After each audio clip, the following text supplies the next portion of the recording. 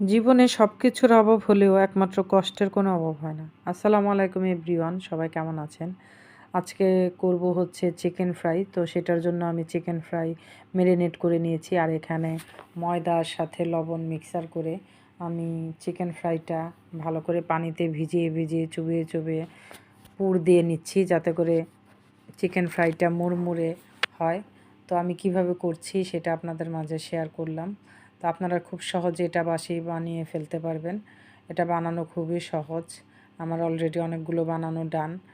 দেখলেই বুঝতে পারবেন যে বানানোটা কত সহজ।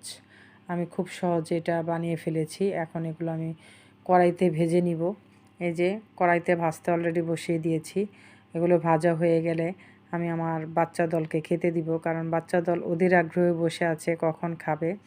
আর এদিকে আমি হালকা আছে এগুলো ভেজে নিচ্ছি, আর বাচ্চা দলের আসার অপেক্ষা করছি, কারণ বাচ্চা দল আজকে জুম্মার নামাজ পড়তে গিয়েছে। জুম্মার নামাজ শেষ হলে ওদের সবাইকে একসাথে খেতে দিব।